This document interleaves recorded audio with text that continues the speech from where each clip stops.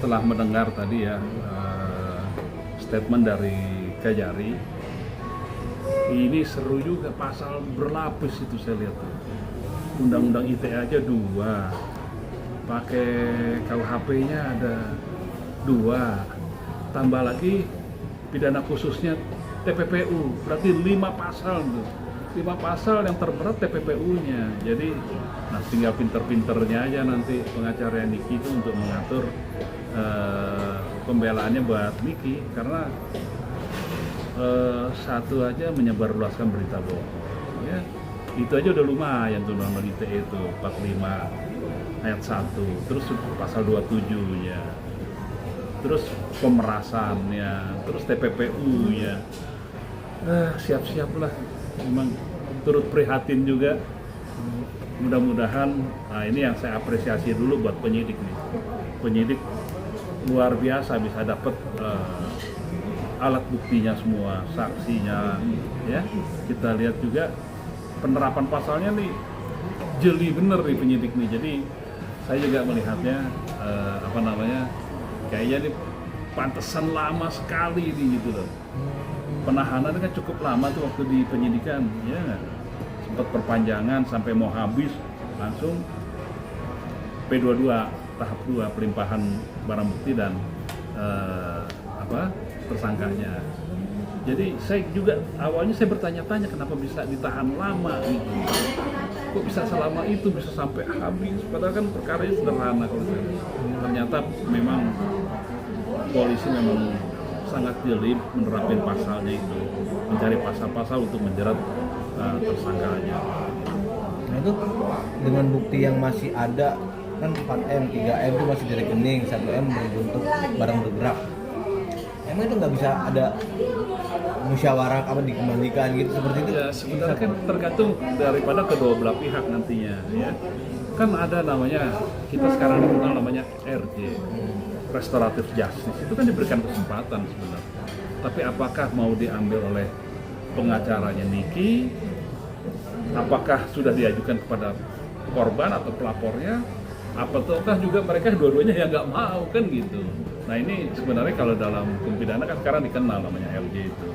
Jadi ada peluang, apalagi kalau kita lihat barangnya itu hampir utuh lah, masih ada utuh lah 4 miliar itu ya, nggak salah ya.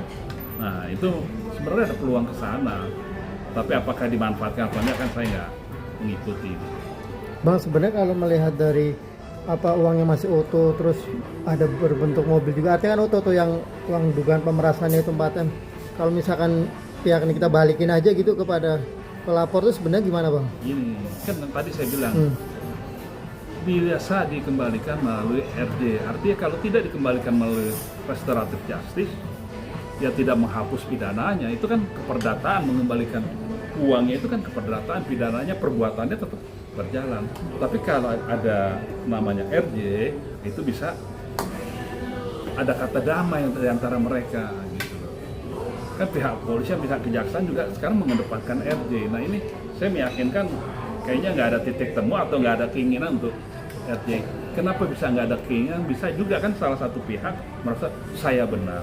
Oh ini saya nggak pernah apa yang dituduhkan dalam pasal-pasal yang diterapkan itu saya nggak pernah memeras, saya nggak pernah membuat yang berita bohong. Kan bisa saja begitu.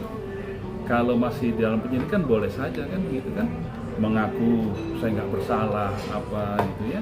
Nah ini juga saya rasa sih nggak dimanfaatkan lah RJ-nya. Jadi untuk mengembalikan uang kayaknya udah nggak mungkin menurut saya, karena nggak ada itikat untuk ke RJ gitu, nggak ada kemauan untuk RJ.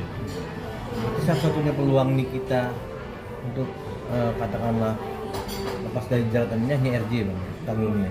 Enggak juga, nanti fakta persidangan begini. Kan pidana itu kan harus ada fakta hukumnya, ada saksi yang melihat, menyaksikan dan mendengar langsung kejadiannya. Apakah benar nih kita apa yang disangkakan itu ya kan?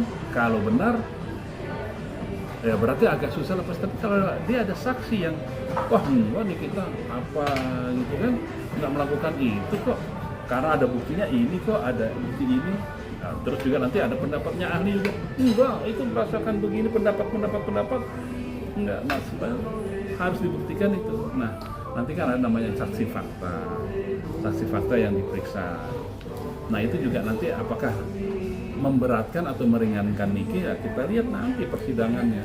Kalau sekarang kan kita masih gelap gitu. Tapi analisa abang melihatnya seperti apa nih ketika akhirnya bergulir dan kita siap disidangkan nih kasusnya, abang melihatnya gimana nanti di persidangan itu? Sudah analisa abang nih? Kalau saya lihat dari pasal-pasal yang diterapkan, ya, dari keterangan dari awal keterangan konferensi persnya para penyidik, ya, polisi, pihak polisian, menurut saya agak berat sekarang untuk lepas gitu. Karena dilihat dari itu aja deh, penahanannya ya perpanjangan sampai mepet mau habis. Ya kan, saya berpikir tadi, oh karena mepet mau habis, saya berpikir di kejaksaan bisa lepas. Ternyata enggak, malah ditahan. Agak berat menurut saya. Pulangnya tipis lah. Pulangnya tipis berarti Kang ya? Iya. Pulang bebasnya tipis. Iya, sangat tipis.